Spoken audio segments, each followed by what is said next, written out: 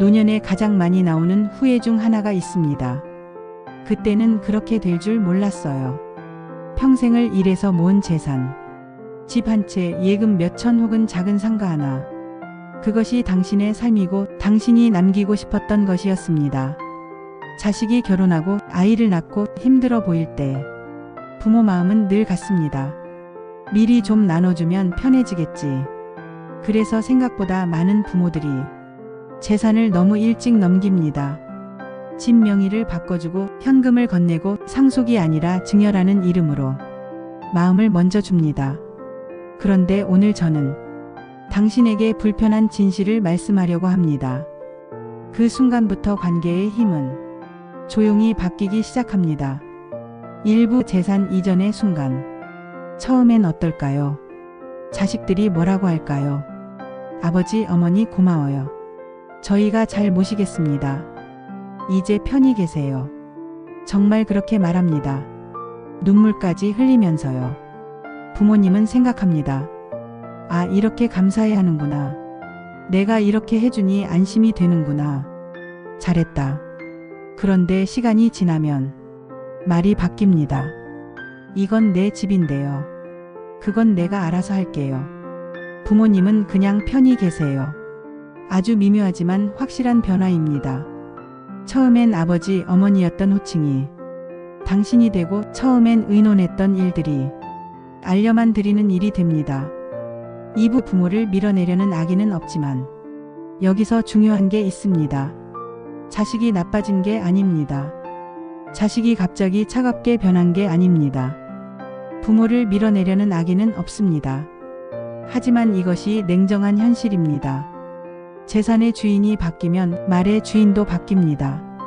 당신이 집의 주인일 때와 당신이 자식의 집에서 사는 손님일 때 자식의 말투는 완전히 다릅니다. 당신이 통장의 주인일 때와 당신이 자식에게 용돈을 받아야 할 때 자식의 태도는 정반대입니다.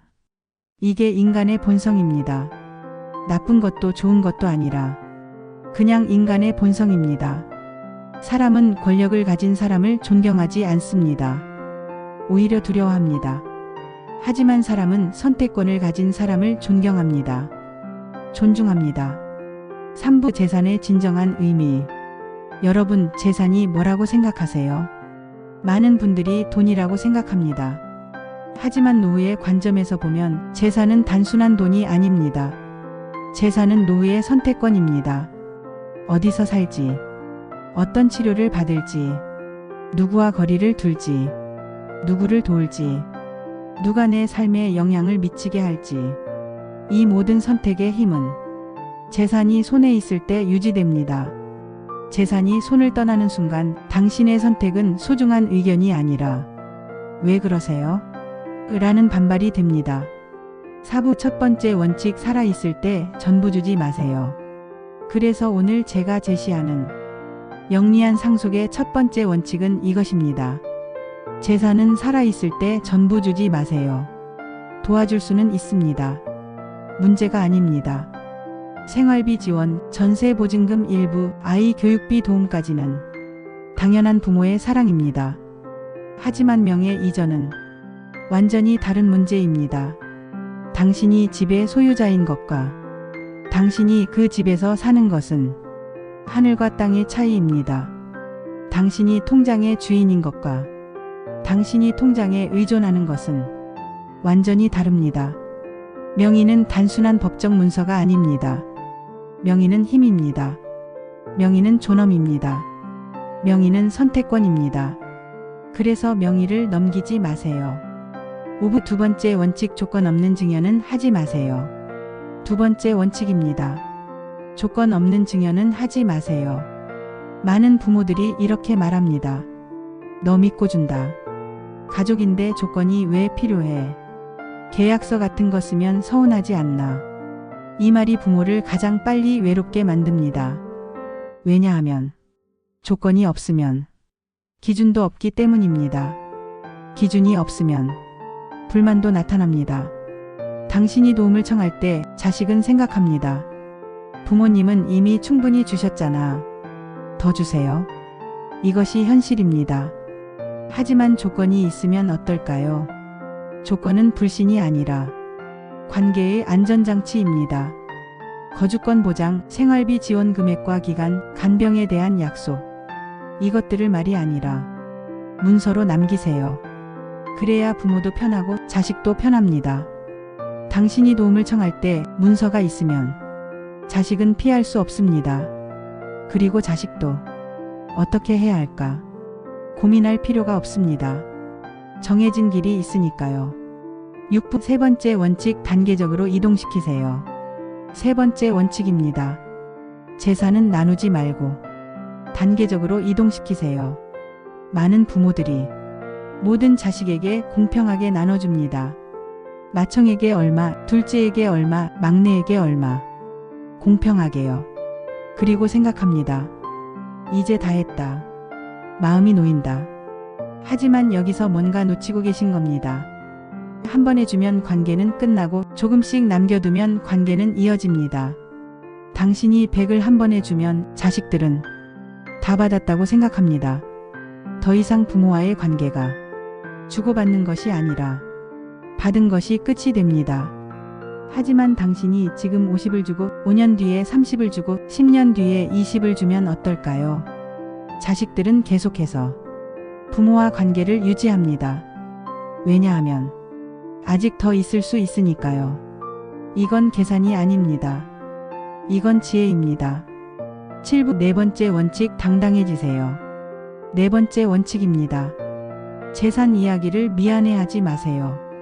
이 네 번째 원칙이 가장 중요할 수도 있습니다. 왜냐하면 이 원칙이 없으면 위의 세 가지 원칙도 지킬 수 없기 때문입니다. 많은 부모들이 이렇게 말합니다. 돈 얘기해서 미안하다. 재산 얘기해서 미안하다. 부모가 이래서 미안하다. 이 말부터 버리셔야 합니다. 재산은 뭘까요? 재산은 당신이 평생 만든 결과입니다. 당신이 젊을 때 일하고 밤새가며 번 것입니다. 당신이 절약하고 노력하며 모은 것입니다. 그것을 왜 미안해하세요? 당신은 당당해야 합니다. 내가 만든 것이다. 내 선택이다. 내가 결정한다. 이 태도가 중요합니다. 왜냐하면 부모가 당당해야 자식도 선을 넘지 않습니다. 부모가 미안해하면 자식은 당당해집니다.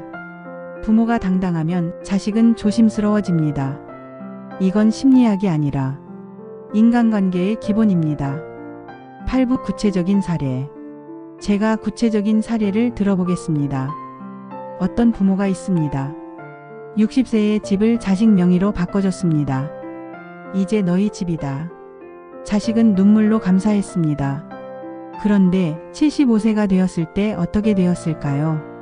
부모님이 자녀에게 이번 달은 의료비가 많이 들어서 좀 도와줄 수 있을까? 라고 말할 때 자식의 첫 반응은 뭐였을까요? 요즘 저도 좀 힘든데요. 이렇게 되는 겁니다. 공평하게 자식들에게 현금을 준 부모는 어땠을까요? 10년 뒤 의료비가 필요할 때 자식들이 어떤 말을 했을까요? 엄마 아빠 건강이 중요하지. 얼마 필요해? 이게 차이입니다. 구부 노후가 아니라 노력. 여러분, 노후에 버림받는 부모의 공통점이 뭘까요? 자식이 나빠서일까요? 아닙니다. 부모가 너무 빨리 모든 걸 내려놓았기 때문입니다. 재산도 내려놓고 선택권도 내려놓고 당당함도 내려놓습니다. 그러면 남는 게 뭘까요? 그때 자식이 해야 할 선택은 간단합니다. 부모님을 모실까? 아니면 다른 방법을 찾을까? 이 선택을 쉽게 만드는 게 조건 없는 증여입니다. 조건이 없으면 의무도 없습니다. 10부 마지막 당부. 마지막으로 이 말을 꼭 드리고 싶습니다. 제가 하는 말이 자식에게 재산을 주지 말라는 뜻은 아닙니다. 당신이 원하면 주세요. 하지만 이것은 명심하세요. 너무 일찍, 너무 많이, 너무 미안해하면서 주지 말라는 겁니다. 노후에 가장 필요한 건 돈이 아닙니다. 노후에 가장 필요한 건 선택권과 존엄입니다. 돈은 죽으면 쓸 수 없습니다. 하지만 선택권은 살아있는 동안 매 순간 필요합니다. 자식과 좋은 관계를 오래 유지하고 싶다면 사랑은 주되 재산은 끝까지 쥐고 계세요. 명의는 마지막까지 당신의 손에 있어야 합니다. 조건은 명확해야 합니다. 그래야 자식도 당신도 편합니다. 마무리 진정한 효도.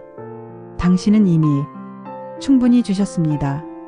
자식을 낳고 길렀고 교육시키고 결혼시켰고 손주들을 봤습니다. 이제는 자식에게 주는 것이 아니라 당신의 삶을 지키는 시간입니다. 그게 가장 현실적인 효도이고 가장 영리한 상속입니다. 당신이 독립적이고 선택권 있는 어른일 때 자식도 당신을 존중합니다. 당신이 할 말 있고 쓸 돈 있고 가고 싶은 곳 갈 수 있을 때 자식도 당신을 보살피고 싶어집니다. 이것이 진정한 노후의 모습입니다. 감시하는 관계가 아니라 존경하는 관계. 의존하는 관계가 아니라 존중하는 관계. 이런 관계 속에서 당신의 남은 인생은 훨씬 더 따뜻할 것입니다.